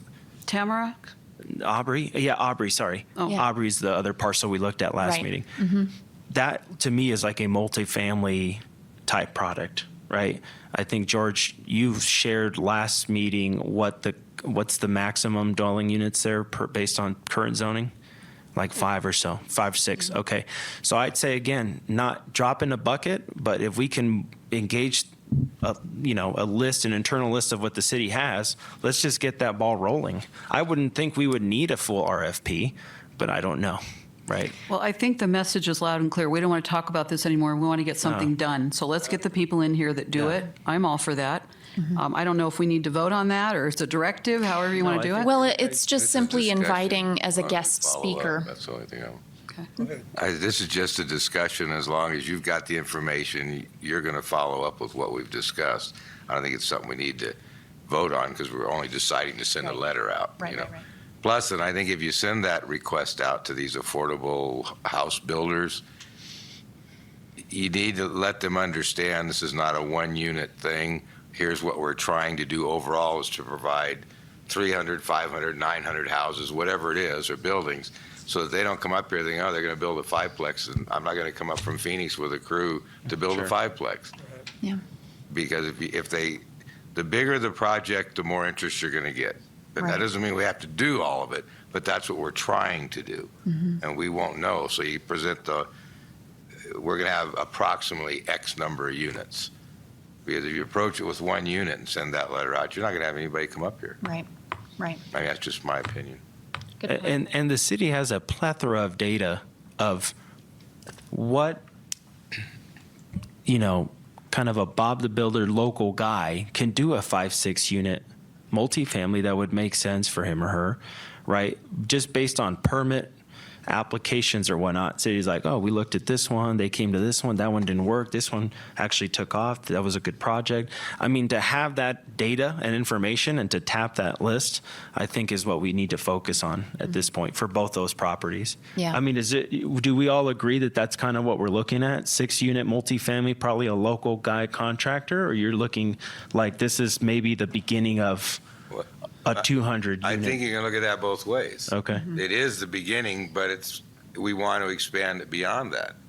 Sure. So I would say, get the local builders to bid and also get hold of the people that do more based on they're maybe looking at doing more of it. Sure. Well, and then it also shows that the committee is getting off the ground. Yeah, we want to I think finish that's our the point. most We gotta important stop thing. Talking about it, and get something moving forward. And I don't want to Invitation. pigeonhole those properties either. There's a lot of Yeah. privately held land that could be Absolutely. developed. There's big parcels out there. I know about some of them. So I heard one time somebody say that it should never be a big 2,000 plus unit project.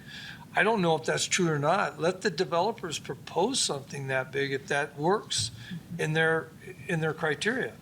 If they know that works because they've done it in other, like you said, in other municipalities, let them pitch that to us, and then we can always say no, but at least see it, Yeah. hear it.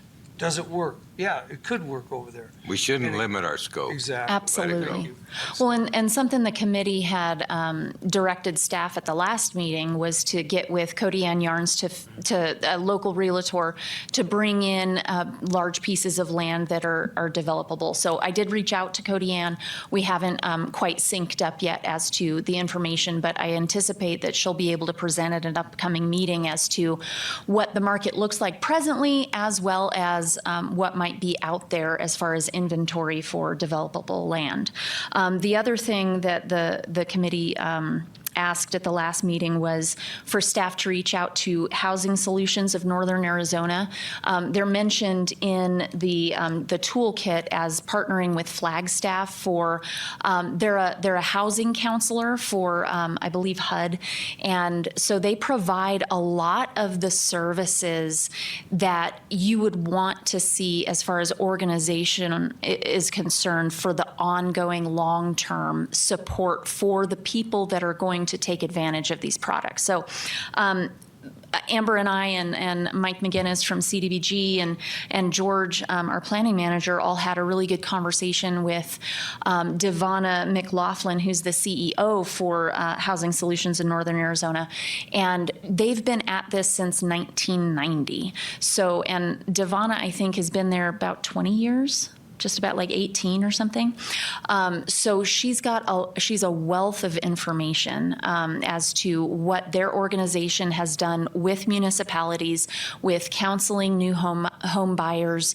And so I've asked her, I think Amber and I asked if she was available for the next committee meeting, just wanting to keep the educational cycle kind of moving forward. So I anticipate she'll have a short presentation for the next meeting, and I would encourage you to come with questions as to, what kind of organization, what kind of ongoing maintenance, if you will, for these kinds of programs does this organization offer, and what might we adopt for ourselves, or what other partners are there out there that we could invest in that could provide these services for us. So those were a couple of things kind of in line with what everybody's saying here, getting off the ground, but recognizing that, again, we're not in this alone. This is a regional issue. We don't have to reinvent the wheel. There's plenty of developers out there.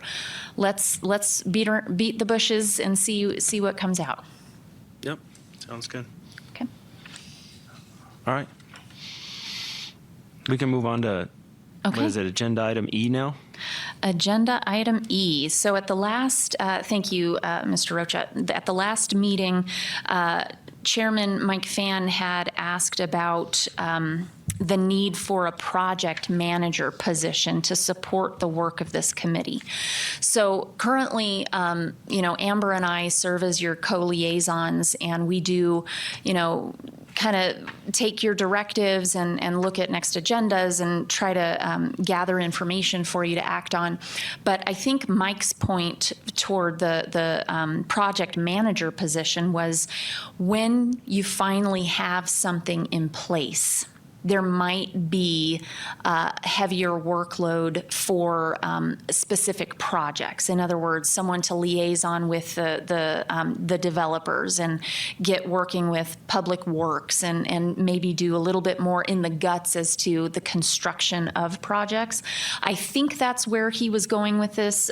John, do you remember anything else as it relates to this item? I think what really struck me with Mike was that he mentioned a deal or a project that he was working on as a developer, and that the city went to him, and this might have been 10, 12 years ago or something like that.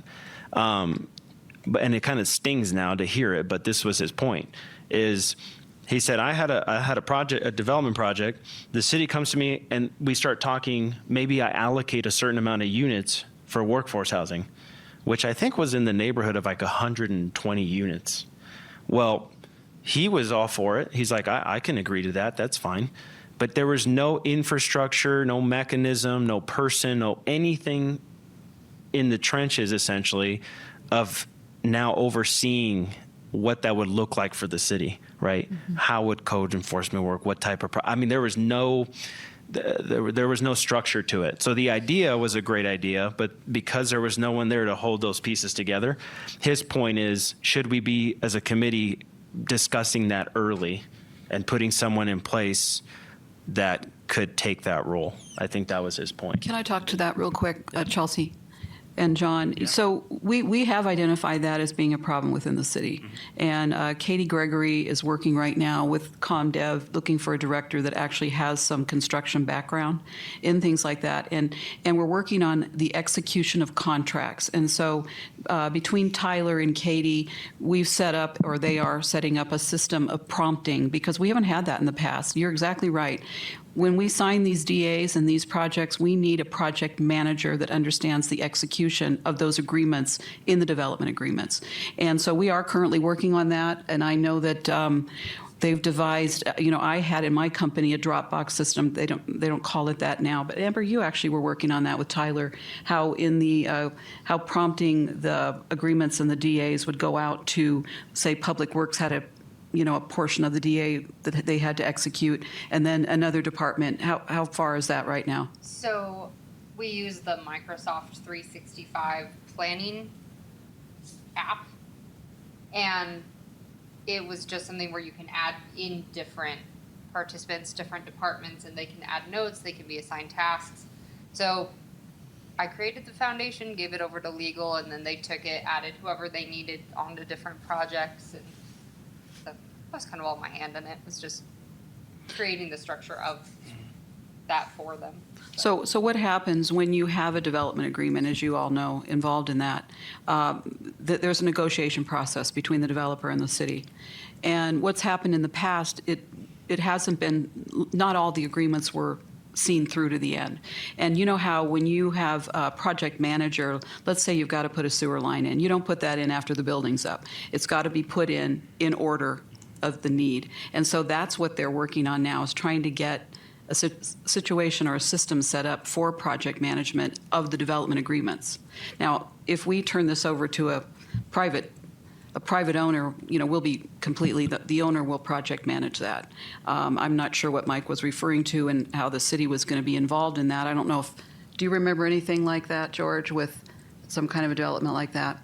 But that, the building would be under the auspices of the general contractor that would probably get the project. But in terms of the DA that would come to us, the city, we're working on a system to be able to follow through on a lot of those promises and negotiated deals that are in those contracts.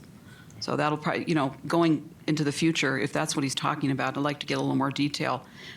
He might find that very helpful. Yeah. I mean, what are the initial thoughts of the committee with someone like that position? Hey, I couldn't agree more. In other words, what I'm seeing is a path now that if this committee can get it together and start developing, hey, this is what we can do for Mr. Private Developer to build workforce housing, and this is the manager that manages it, that's now an expert on that information, that's the private developer's contact. He can go to that person, learn everything he needs to know, the tax credits, what the city can do depending on the size of the development, whatever it is. And this committee can start developing that path to give that information to that project manager, whatever you want to call that person. That's the contact point for private industry. Man, we could get busy right now doing that. I see a path here. Yeah. Well, and what better way to have the low-hanging fruit in projects that are already in the works, right? To be able to offer that infrastructure and say there's a person now, a manager that will see this through, that will work with you as a developer, to make all this work. We can tap into projects that are in the process of now, or maybe here in the near future as well. I mean, just like, for example, like, Mike's experience 10, 12 years ago with whatever project that was, I think that would be wise for us to figure that out now. Is he sitting right there? Any yeah. So I have a question for the committee to consider. So as it relates to the workload initially for this, I'm mulling around in my head, what we just learned from the last budget cycle and the difficulty we have with, number one, employees for the city, how many we need, how many we don't have, how many positions we have that we can't fill.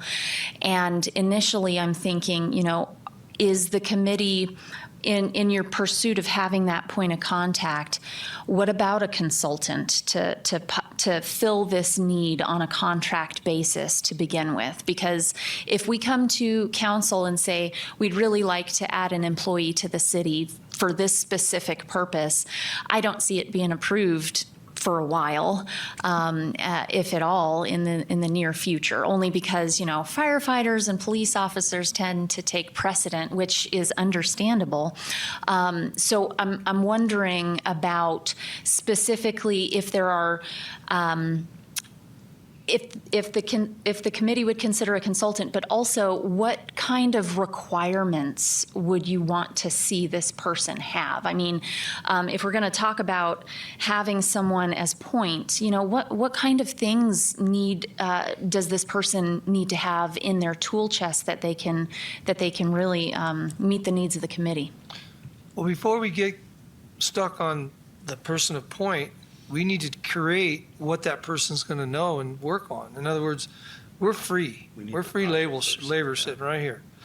We should, in a workshop, maybe environment, I don't know, whatever's appropriate, divide up the workload. I'll do this, you do that, research, figure it out, come back to committee, and this is what we can do. This is how much this costs, and we can circumvent that by if we do this, whatever it is. Once we compile that information, then we can really focus on the person that's going to be the point of contact. But right now, isn't that the cart ahead of the horse a little bit? Perhaps. Yeah. My thought, and this is just me personally, my thoughts on that is we are the consultant essentially now, right? I mean, in the short term, it's us. I mean, it's kind of like we're seeing the data, we're talking to the right people, we're looking at potential projects. But I feel like it's in the long term, I feel like all we need right now is a project, right? Because we're going to learn a tremendous amount of stuff as a committee in that first initial project that we're like, it's almost like we're tallying it up on the manager job description side. That was huge. Took a lot of time. Tally that in there. That was a nightmare. Let's do it. In essence, trying to go through it first or work through those challenges, and then I think that's kind of inherently going to give us that job description. I think so. I think the conversation right now is to have this consensus. I think I feel like with the committee to say, let's keep our heads into thinking there's a manager position down the road, and so now when we filter all our thoughts or the first project or whatever, we're kind of in sync with that, whoever that person is, with the goal being, let's come up with a job description. Because the need's huge, right? That's already a done deal. I think it's a benefit to the city to seriously consider a salary or a paid position for someone to go the mile with this. And again, it's the long-term 30, 40, 50-year time span we're talking here that I think is going to be here for a long time. Tony? All eyes on you, man. Since I don't see this being a full-time job, so a consultant you can hire by the job, maybe the same firm, you just hire them over and over and over again. But if you put it on the payroll, that's a whole different ballgame. So, Yeah. That's every 2 weeks he's going to get a paycheck whether we've got a project going or not. So if it can't be incorporated into an existing position, then my suggestion is you have to go with a consultant because it's a very defined period of time. You get X number of dollars to complete this project. And then it's over with. You don't have to worry about next week or next month. Yeah. Because I can't see us going from project to project to project for Initially. 52 weeks. It's not going to happen. I don't care what projects we do. Right. I agree with John. We are the consultants, right? Yeah. At this point until we determine, but once we have determined that, then you find somebody that you hire for a specific period of time. Yeah, I like it. Randy's and John's points are well taken. This is a good succession planning. So And the people initially, you have at this table, he's one aspect of building. You're selling, you're building. I'm really at nothing. financial. Yeah, You do some financial. But I have done a lot of construction loans, both commercial and residential, so I'm familiar with that. But there's enough expertise in this group to get the basis of what we need done and determine Initially, what that right. needs to be. I believe that, and I don't know if anybody disagrees with that. I mean, Sorry, go ahead, Dave. yeah, it's not a topic to let go away. There's no question there needs to be a project coordinator at some point. I've got one, but I got 30 to 50 deals out there at all times that he's overseeing. So until we can get off the ground and until we have a list of duties for that person, you're looking at them. I mean, that's us. I think right now, if you were to go to the council and say, hey, we need a salaried position, the first question would be, do we have a way to house them? And that's the problem that we have right now. So I think we just put it on the back burner.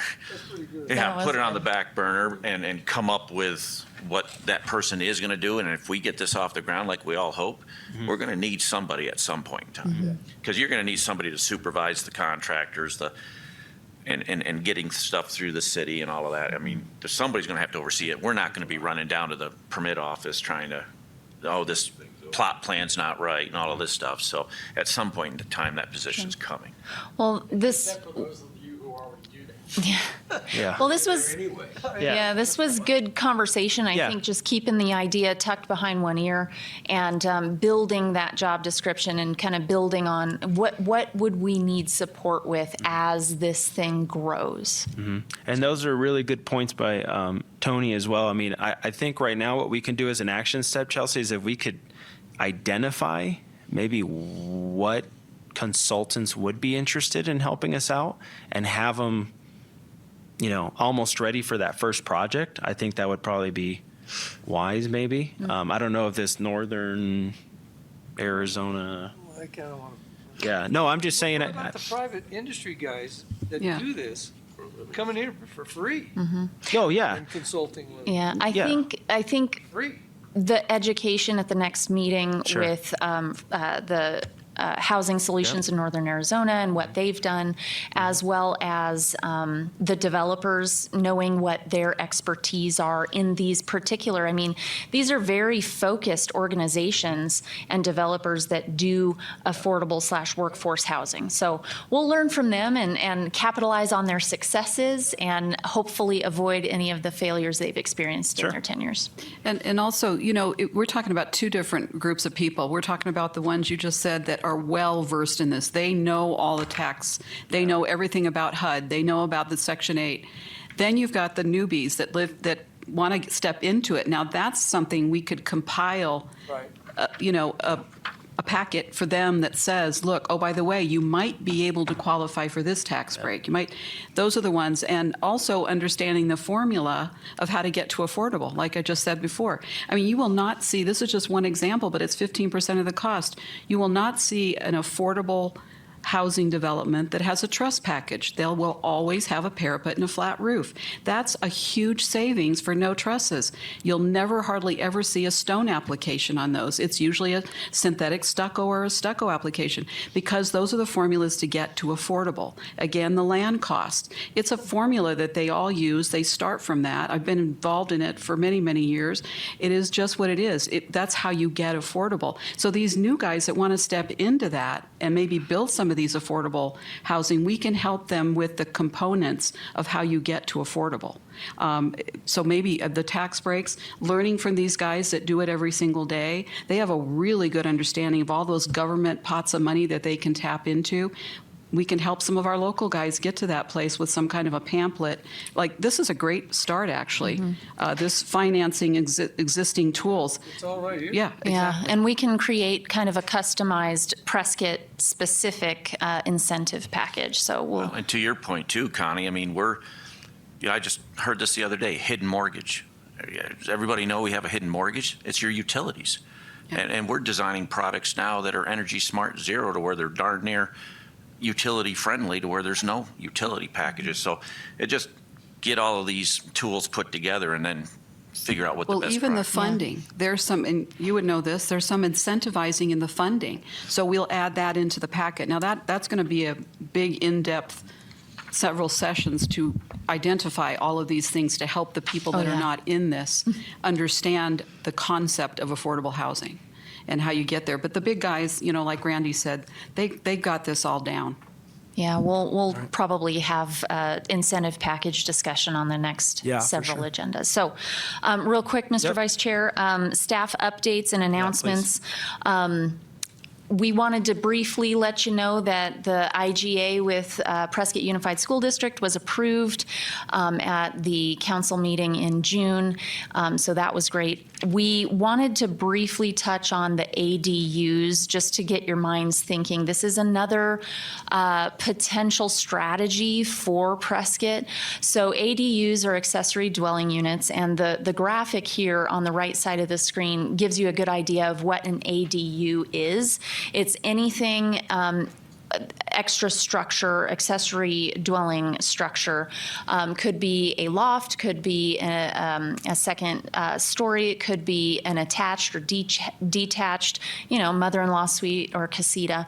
But right now, the City of Prescott code categorizes these as guest quarters, and they cannot be utilized as separate rental units, separate long-term rentals. Now, the short-term rentals, the state came in and swept everything away, so we can't regulate those. So they're currently being used as short-term rentals. But a good strategy for the committee to consider is having our planning team come and speak to you specifically about what their thoughts are on maybe changing code as it relates to the use of these accessory dwelling units and opening it up and potentially incentivizing Prescott citizens that own homes right now that have an ADU on their property that they're not using. Do we come up with some sort of incentive package that says, hey, I know in Prescott Lakes, Dorn Homes built a lot of casita type units, one room like studio, but going to those specific Prescott citizens and saying, the City of Prescott will do X, Y, and Z if you consider renting this to one of our firefighters or one of our policemen. So wanted to briefly throw that out there as it was part of the agenda. And then as it relates to the IGA for PUSD, we'll send you out the executed contract so that you can see how that was formulated. Because again, this is another tool that we have and something that we can use going forward as a template. So that was all I had, Mr. Chair. All righty. Any other? Just those emails, our emails, can we get each other's See that? emails? Yes. Yeah, you asked for that earlier. Can I speak to that real quickly? Yeah. I think on the next agenda, we're going to add open meeting law training, conflict of interest, and public records rules. But one of the things I was going to suggest to Amber and Matthew Pedracki, the Deputy City Attorney, I apologize, is to send out individual emails to you regarding your survey requests. What you can't do is start talking to each other via email, proposing legal actions. That's a violation of the open meeting law. So I just kind of wanted to plant that seed in your head. And at the next meeting, we'll go into depth on that. Yeah. Thank you. But anyway, that article was about the Arizona State Regions providing funding for affordable housing for the fire department here. But didn't go into much detail. I called yesterday, Monday, because I'd heard about it, and of course, colleges don't return calls, so I wasn't able to get any response. But I was just curious. It doesn't say how much, what they're doing. Was it for the PF? Yeah. CAFMA, right? Central Arizona Fire Yeah, Medical. but in Prescott. So that was in the Courier yesterday. Okay, I'll look that up. You can have this if you want. You don't have to look it up. There was a news flash this morning that the college, Yavapai College, is setting up, I think it was RVs, temporary housing, wasn't it? Mhm. And they're doing it, not here though, they're doing it in, yeah, Yeah. at the Verde campus, for their instructors, I assume. There's options everywhere, just how many we want to look at. And, I don't think we should limit ourselves. I'm telling you, when I graduated from college, I would have been happy to have 1,000 square foot until I got off my, my butt and went to work and stuff. But Yep. All right. If there's nothing else to discuss, we'll adjourn the meeting. Thank you all for being here. Appreciate it. Thanks for volunteering.